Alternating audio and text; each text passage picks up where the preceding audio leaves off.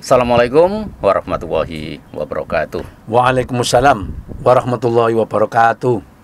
Baik, pada kesempatan kali ini kita berjumpa lagi dengan Ustadz Dr. Andes Masad Bahri, SH.MPD pada hari ini. Dan kita masih punya hutang untuk menyelesaikan satu perbincangan kita, yaitu perbincangan mengenai masalah Dajjal dan para pengikutnya. Dan tentu saja untuk bagian yang pertama yang di YouTube ada tulisan to be continued begitu ya. Nah, artinya itu bersambung. Tapi saya sok-sokan aja, saya kasih bahasa Inggris. Ya, enggak apa-apa. Yang jelas pada kesempatan kali ini kita sudah bersama lagi dengan Ustadz Masad Bahri SH. Assalamualaikum Ustadz. Waalaikumsalam warahmatullahi wabarakatuh. Sehat Ustadz? Alhamdulillah sehat walafiat Pak Hari. Kayaknya ini Ustadz ini sehat terus ya. Kita yakin bahwa kita kan harus selalu berwisata. Iya, wisatanya yang paling penting wisata rohani. Iya, gerak langkah kita ini kalau wisata rohani itu artinya akan ke hati semua. Iya, yang membuat jenengan saya, pemirsa ini sehat itu kan juga dipengaruhi oleh karena hati ini. Nah, hati ini enak kan, loro dadi waras kan. Betul. Itu jenengan juga begitu loh. Iya. Gitu. Baik Ustaz. Pada hari ini memang beberapa waktu yang lalu banyak tanggapan juga pada permasalahan kita membahas masalah Dajjal dan para pengikutnya. Dan masih banyak kok kayaknya orang-orang yang nantinya akan menjadi pengikut Dajjal. Bukan sekarang begitu ya. Bukan sekarang. Mungkin nantinya orang ini mudah terkena seretan daripada orang Dajjal itu sendiri. Karena pada dasarnya orang yang tidak sefrekuensi biasanya sulit gitu loh. Saya kalau ngomong sama Ustadz ya, Ustadz sama saya itu tidak sefrekuensi ya, tidak sama konsep pemikirannya, itu sulit juga akan disatukan gitu. Kalau ndak sefrekuensi ya memang sulit ya, memang bisa nggak ketemu. Dia nggak ketemu seperti Rusia sama Ukraina. Wah, perang begitu. Iya. Kenapa mereka kerang? Karena dalam pembicaraan tidak sefrekuensi gitu loh ya. Dan itu ada kaitannya dengan Dajjal.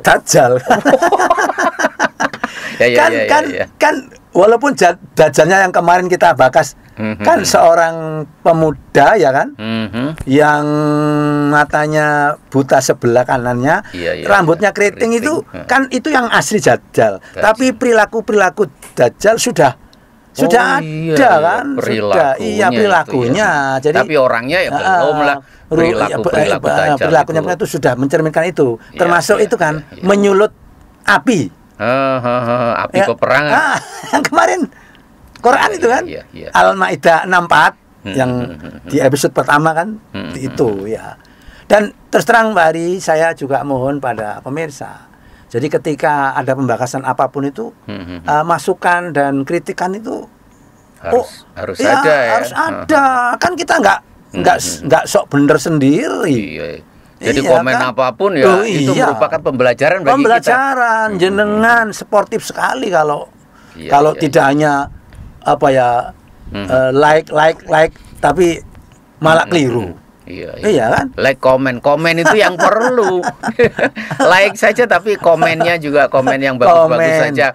Nah, itu biasanya mendorong kita untuk lebih salah lagi. Dibiarkan kalau akhirnya kan? Baik-baik saja begitu ya. Kalau komennya juga ada yang komen yang buruk juga nggak masalah, yang jelas masih dalam koridor tidak tidak membuli, tidak mengatakan sesuatu yang buruk, terus umpatan-umpatan dan sebagainya ya tidak. Betul. Ya. Baik Ustaz.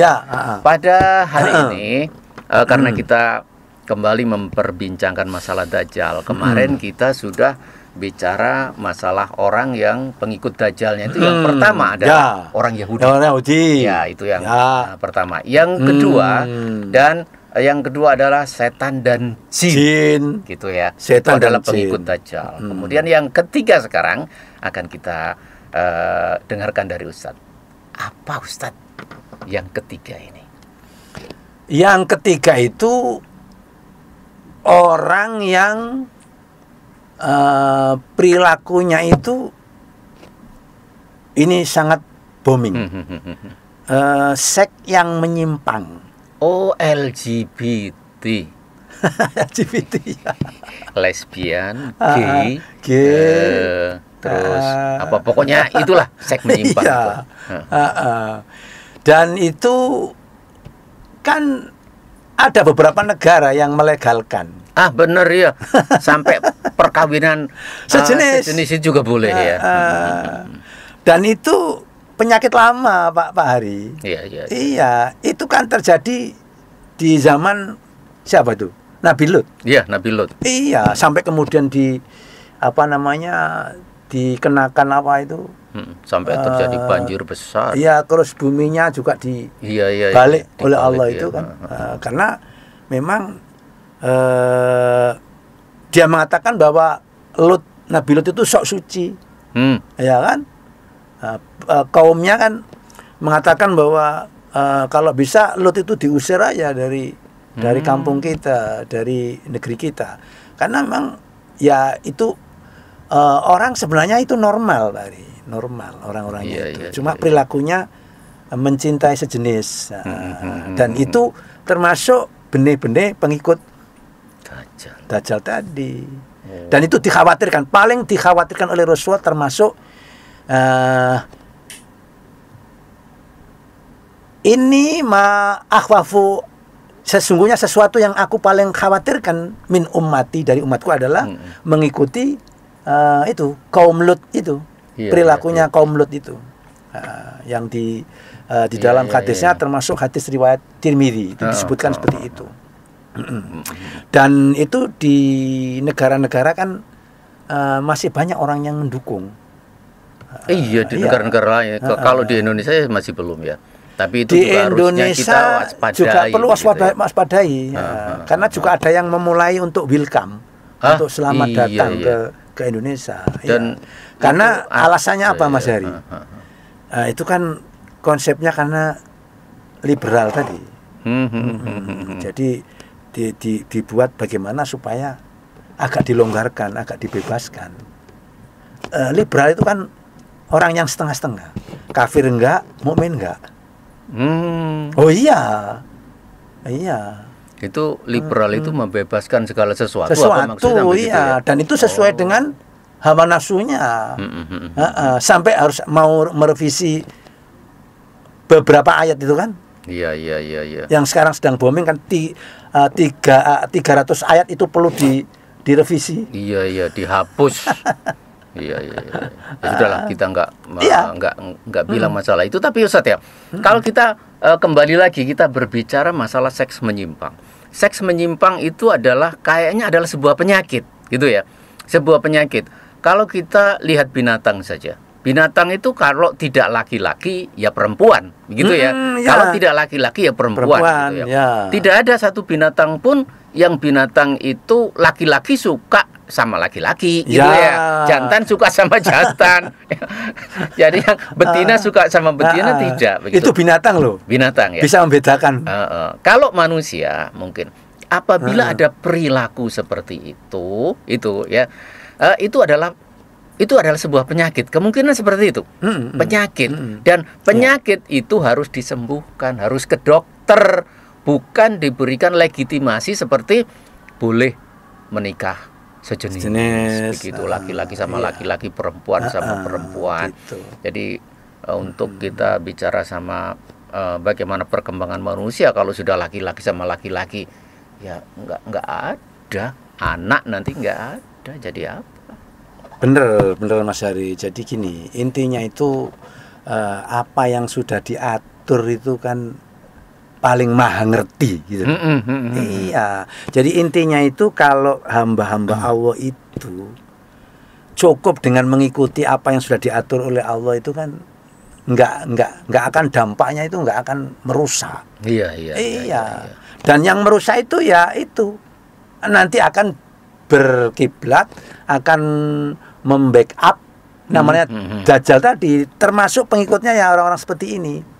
Nah, solusinya, kalau kita bertanya mengenai solusinya, Ya kita tentu terus berusaha untuk mendidik anak-anak kita itu harus diarahkan kepada yang normal-normal perilaku saja. Seks yang benar, begitu ya.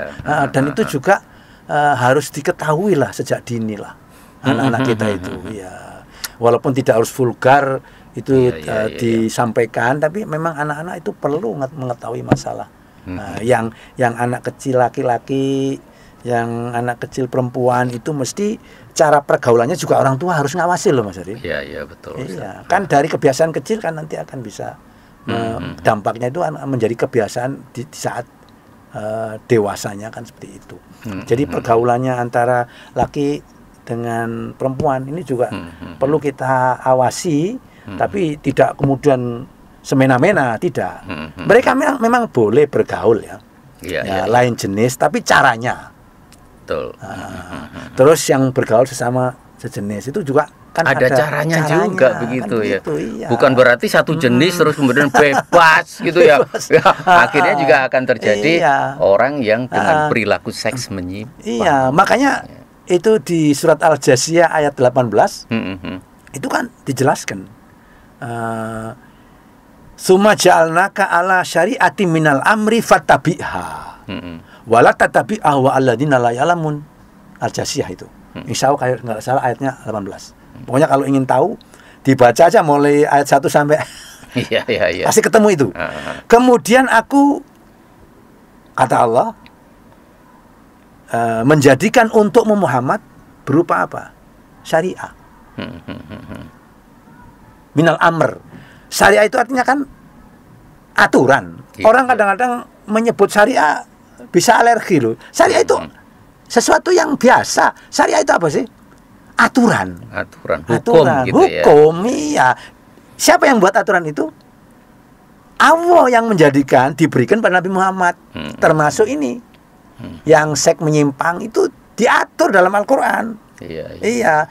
Yang aku khawatirkan bagi umatku kata Rasulullah itu adalah umatku yang mengikuti perilakunya kaum Lot. Nah, kalau sudah ada aturannya itu ikutilah aturan itu dan jangan mengikuti hawa nafsumu yang jenengan tadi mengatakan. Ya itulah dia mau ngatur, mosok ndak oleh wong lanang karo wong lanang untuk kawin sejenis. Itu kan mosok itu kan pikiran kita yang terbatas. Lah Allah itu maha tahu tentang masalah-masalah seperti itu. Kan begitu. Iya, begitu Ustaz ya. Memang ada lah orang-orang pada zaman-zaman sekarang ini yang punya perilaku mulai menyimpang itu ada. Dan itu biasanya promotornya Mas Hari itu memang orang yang tidak berangkat dari aturan wahyu. Iya. Aturan wahyu ini kan aturan yang absolut. Maka jangan membuat aturan-aturan yang sudah baku, yang sudah ada aturannya. Dampaknya ya muncul penyakit apa saja itu kalau orang LGBT itu. Ya kan? Kena HIV, AIDS. Realita gitu. Kan? Iya. Kalau Allah itu menyuruh hamba-hambanya itu kan kalau nurut aman, kalau tidak nurut dampaknya. Dan HIV itu kan sampai sekarang konon belum ada obatnya. Iya, betul. Masih belum ada obatnya. Kan seperti itu. Jadi seharusnya memang perilaku seperti itulah yang memang ditengarai orang-orang seperti ini gampang ikut dajjal, Ustaz. Itu tadi. Itu tadi. Ya. Mudah-mudahan iblis dan setan. Dan ya setan atau jin ya. Cuma jin sini berarti ini jin yang setan memang jin, ini jin yang memang enggak iman, karena ada jin yang iman. Terus kemudian ini yang ketiga orang yang punya perilaku seks menyimpang itu kan bukan iblis dan bukan jin. Orang juga ada yang pengikutnya iblis atau pengikutnya jin yang enggak bener gitu loh. Iya. Jadi orang-orang ini gampanglah ngikut dajjal nantinya. Makanya kalau punya keluarga, kalau punya anak, kalau punya sahabat, ya kalau ada perilaku yang tidak benar, ya seharusnya kita sebagai temannya begitu ya. Ya cepat-cepat kasih tahulah mereka begitu ya. Dan aturan di Indonesia, tolonglah LGBT ini jangan hidup-hidupkan. Iya. Diantisipasi lah jauh-jauh sebelumnya. Kan begitu. Baik. Ustadz, terus kemudian kita sampai ke nomor 4. Pengikut Dajjal itu siapa? Pengikut Dajjal yang nomor 4 itu adalah orang-orang yang lemah imannya. Terutama wanita. Pelaku maksiat. Iya, termasuk. Jadi apa ya? Yang bermaksiat itu kan tidak semata-mata apa ya? Melakukan hubungan seksual di luar nikah. Tidak semata-mata itu. Rata-rata orang maksiat itu kan cenderung arahnya ke sana. Orang yang tidak puasa itu bermaksiat pada Allah. Enggak sholat, maksiat. Enggak sholat itu bermaksiat sama Allah. Iya. Tidak mengeluarkan zakat, maksiat. Iya, memakan harta riba. Iya, maksiat. Korupsi. Maksiat. Iya. Mencuri sedikit aja maksiat, apalagi korupsi yang besar-besaran. Iya Ustaz ya. Jadi orang-orang ini itu gampang nanti tergelincir untuk mau ikut gabung ya. Ke Dajjal. Iya. Dan gini, ada statement pernyataan la ta'ata, tidak ada ketaatan li makhlukin. Kepada makhluk itu tidak boleh kita taat sama makhluk. Kalau makhluk itu mengajak kepada maksiat. La ta'ata li makhlukin, tidak ada ketaatan kepada makhluk kalau makhluk itu mengajak kepada fi maksiatillah, karena mengikuti atau melanggar kepada Allah.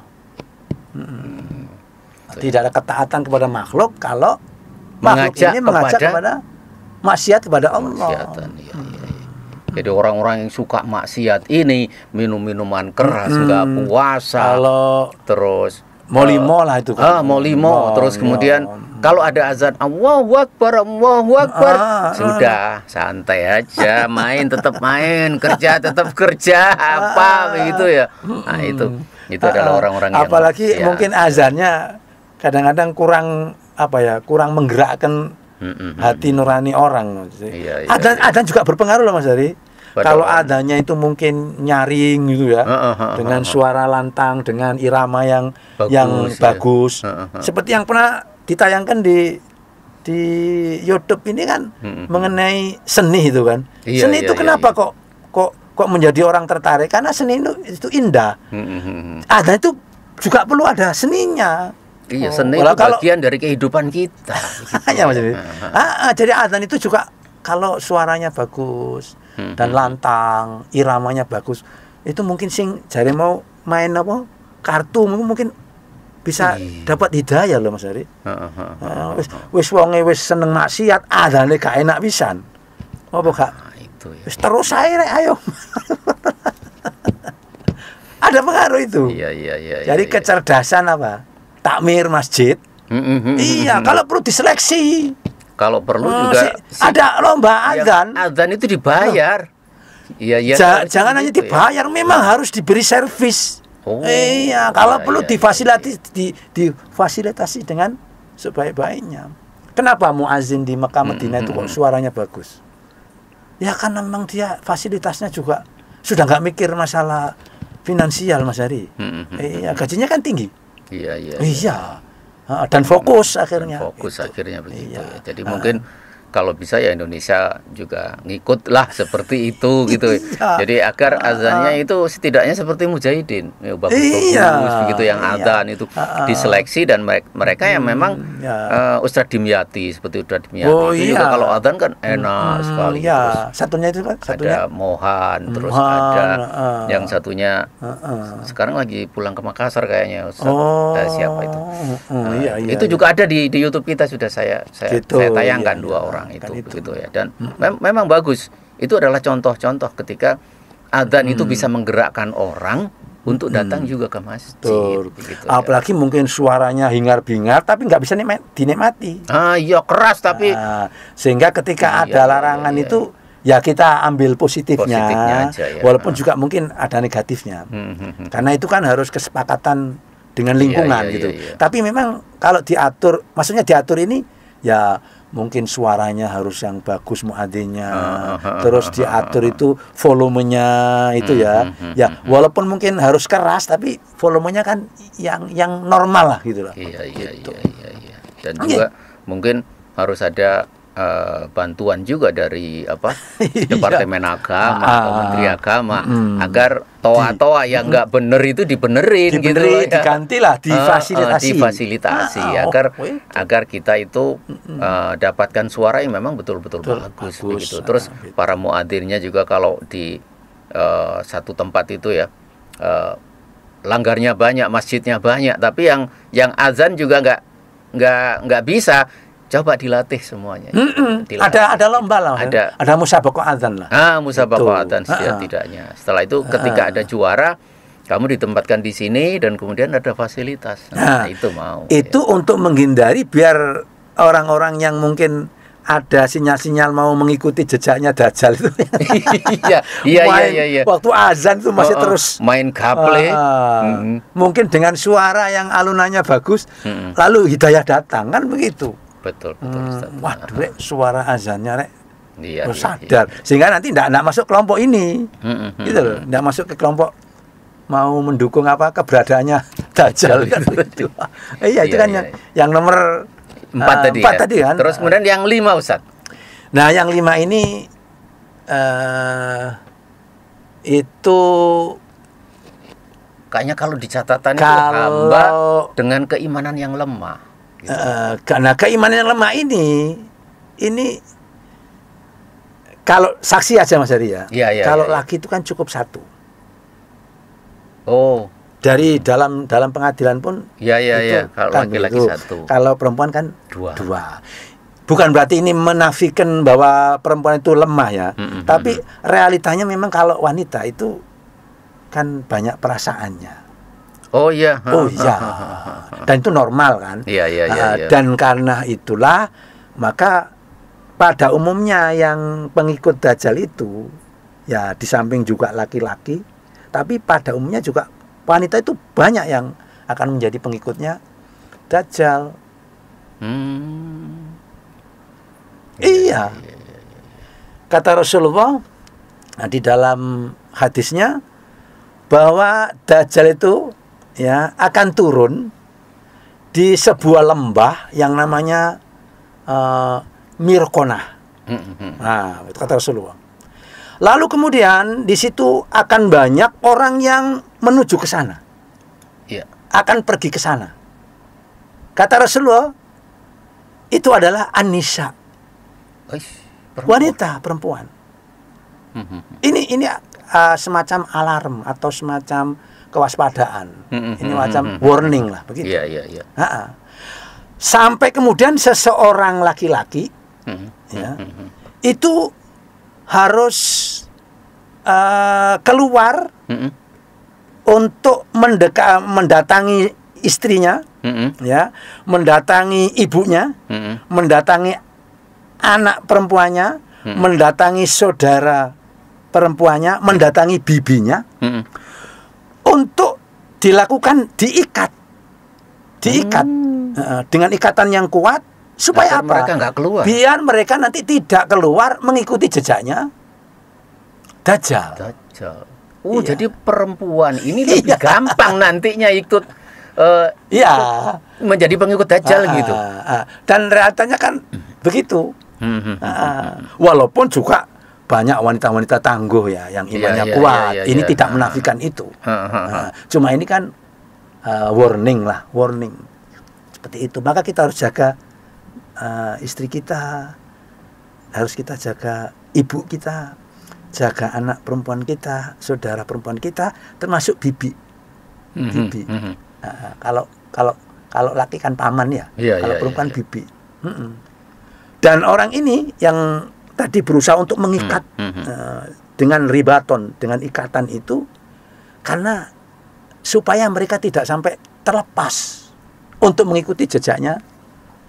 Jadi Dajjal. nanti di akhir zaman itu malah justru yang akan menjadi banyak pengikut Dajjal itu perempuan juga ya. Ya. Nah, untuk mengantisipasi biar perempuan itu tidak sampai tergolong seperti itu, ya ada sebuah pernyataan yang mengatakan dari Nabi Muhammad itu bahwa yang namanya wanita itu kan dibuat dari tulang rusuk ini. Ya. Dan itu gampang apa ya?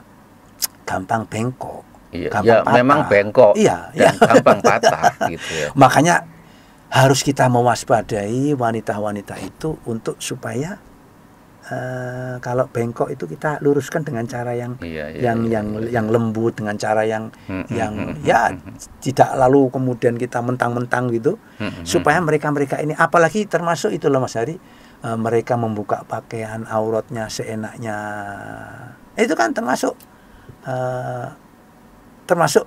apa ya, yang menunjang bahwa dia akan cenderung ke jadi pengikutnya Dajjal itu seperti itu. Jadi ya ini merupakan warning bagi kita ya, bahwa pendidikan untuk perempuan, penguatan iman untuk perempuan begitu, itu harus lebih didahulukan. Ya. Dan Rasulullah kan memberikan warning di hadis riwayat Ibnu Majah. Itu insya Allah halamannya 4003. Itu disebutkan, ya ma'syarun nisa. Nisa itu kan wanita. Wahai kelompok wanita-wanita, tasaddaqna wa aksirna minal istighfar. Fa inni ra'aitukunna aksara min ahlin nar. Ya. Wahai wanita-wanita, perbanyaklah sedekah, perbanyaklah minta ampun kepada Allah, karena saya melihat kalian itu banyak yang ahli neraka. Masya Allah. Karena pengikut tadi yang mengikuti perilaku Dajjal tadi. Iya. Seperti itu. Sehingga urgen sekali kalau kita untuk mendidik wanita itu. Urgen. Iya. Memang wanita itu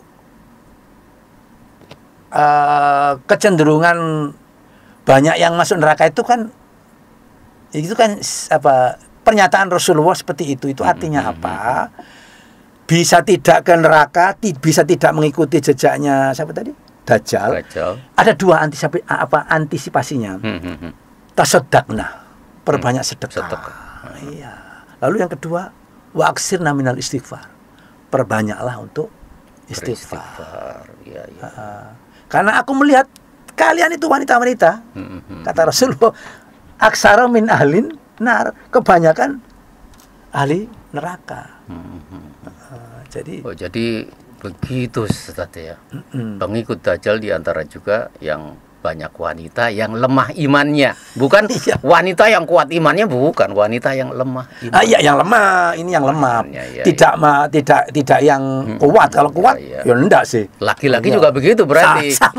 Yang lemah imannya juga laki-laki bisa, tapi lebih ditekankan pada wanita. Terus kemudian yang keenam Ustaz, kelompok yang nanti mengikuti Dajjal, membenar-benarkan gitu loh. Ya, karena memang Dajjal itu sangat pinter katanya. Jadi sesuatu yang nampaknya adalah surga, justru itu neraka. Sesuatu yang nampaknya neraka itu adalah surga. Ya itu. Begitu, iya, jadi, menipu kan? Iya, menipu gitu ya. Karena memang sangat pinternya begitu. Maksud kelompok keenam dilambangkan dengan kata Rasulullah itu apa? Ainun tadi, ainun qatatun. Baik Ustaz, kalau kita perhatikan ya, memang laki-laki banyak yang nanti menjadi pengikut Dajjal juga ada, begitu ya. Tetapi perempuan ini sangat ditekankan kayaknya oleh Rasulullah SAW untuk lebih diwaspadai untuk agar jangan sampai ikut Dajjal. Iya. Itu yang harus yang harus digarisbawahi, yang lebih ditekankan seperti itu. Iya.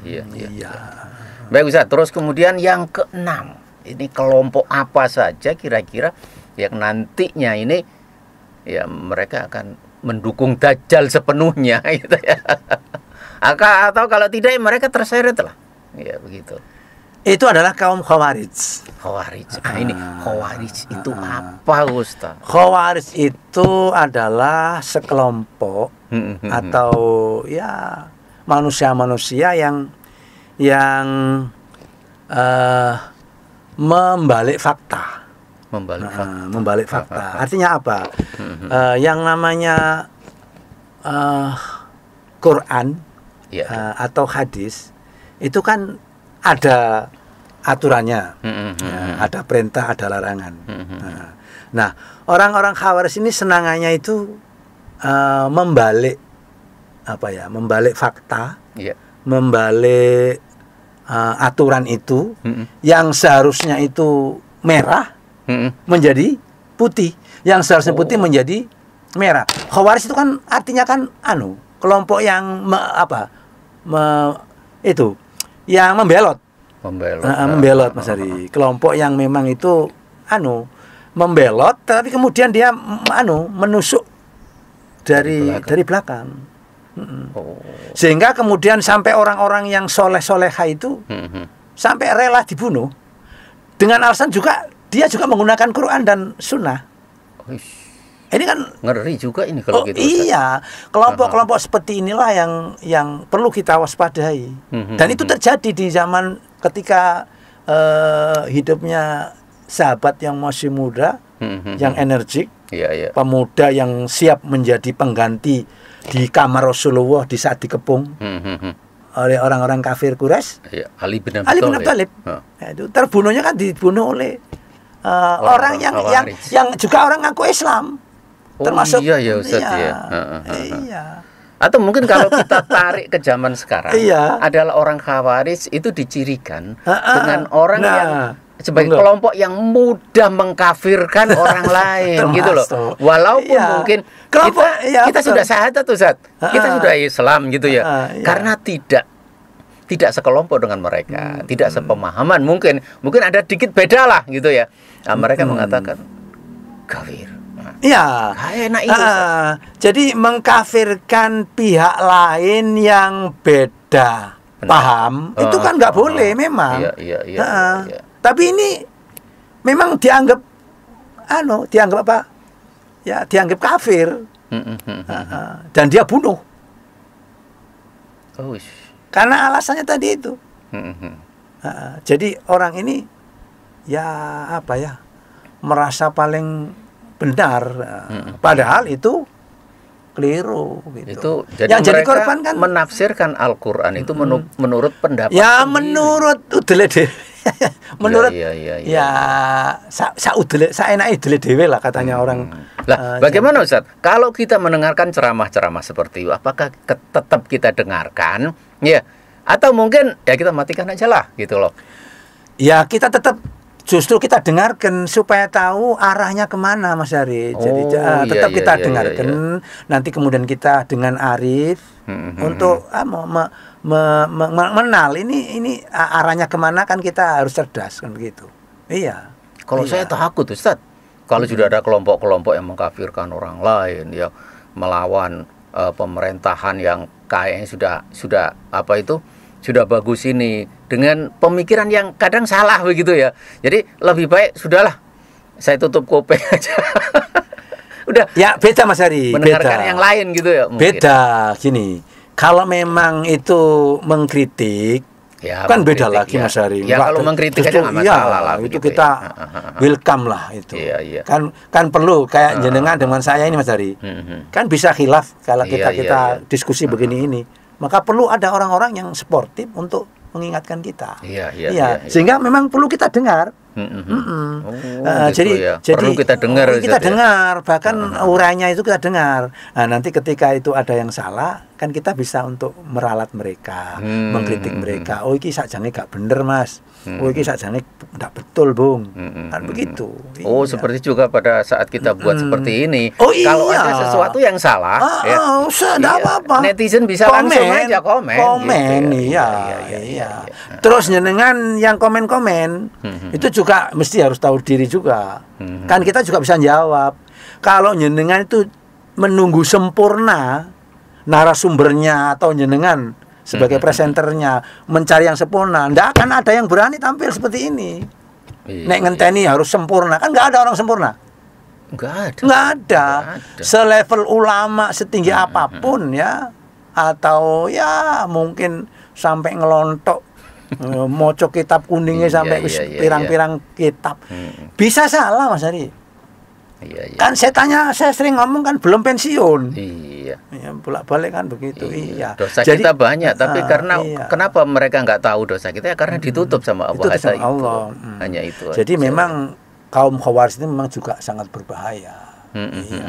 Jadi mengklaim ya, dirinya saja yang benar, pemahaman aja yang benar, dengan menafsiri saenake udele dhewe kan. Dan kemudian mengkafirkan bahkan membunuh.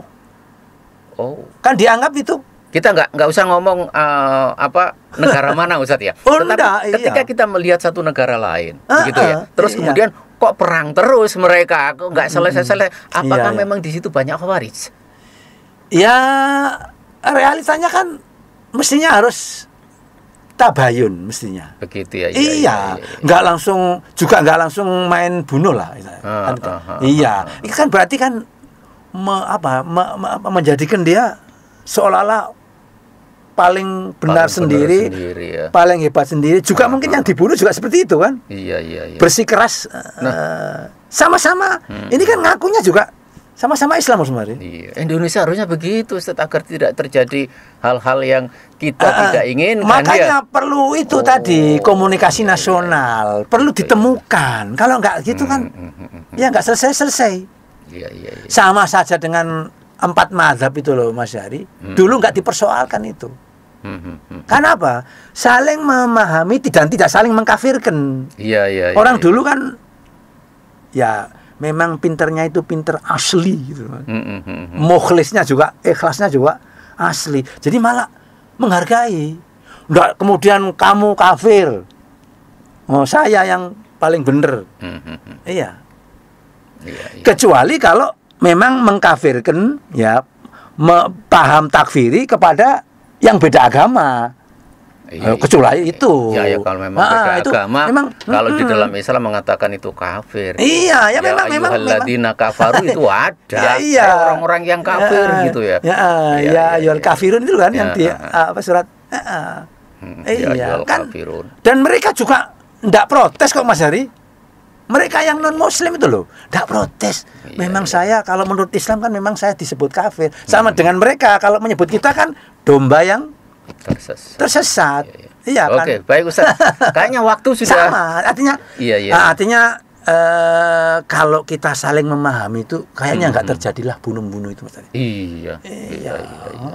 Wong Islam sendiri kalau dalam suasana perang juga tidak boleh kok membunuh anak-anak, wanita begitu ya, merusak tanaman-tanaman juga. Padahal itu musuh kita kan. Padahal itu nggak boleh. Terus kan itu tempat ibadah mereka juga nggak boleh dirusak. Itu kan padahal musuh kan. Kita harus adil. Mereka sudah terpojok, sudah mereka kalah. Rasulullah nggak pernah semena-mena. Ketika datang ke Mekah itu loh, Fathul Mekah, yang pernah mau membunuh Rasulullah, malah diajak kompromi kok. Saya nggak akan membalas kalian kok. Ayo kita damai. Gitu. Baik Ustaz, waktu sudah habis kayaknya ini. Ini kayaknya panjang. Lumayan ini ya. Lumayan, kita sudah habis pembahasan masalah Dajjal dan kita nanti akan cari lagi pembahasan apa yang mungkin bisa kita bahas di sini ya. Betul. Yang jelas kalau memang ada yang kurang berkenan begitu ya. Ya memang kita manusia tidak sempurna Ustaz ya. Kalau cari sempurna nggak ada orang yang berani tampil seperti ini. Iya, kalau nunggu kecuali kalau ada Rasulullah ya. Iya, Rasulullah maksum itu sudah. Rasulullah sudah, misalnya Rasulullah hidup lagi terus live gitu. Wah, live langsung. Wah. Iya, memang beliau tuh manusia sempurna. Toh dia nggak ngaku sempurna loh, walaupun dia tuh iya.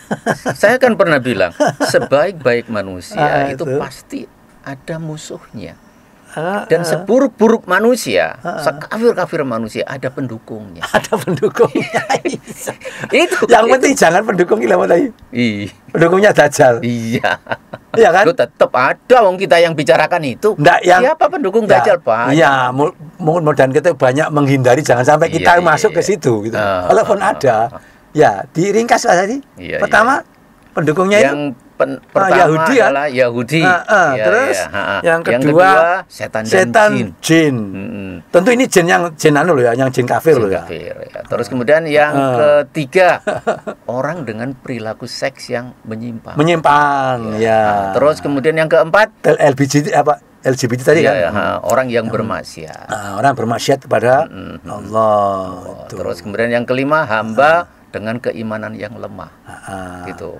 Yang kita bicarakan banyak wanita begitu. Termasuk tadi laki-laki juga begitu, yang pokoknya yang lemah juga.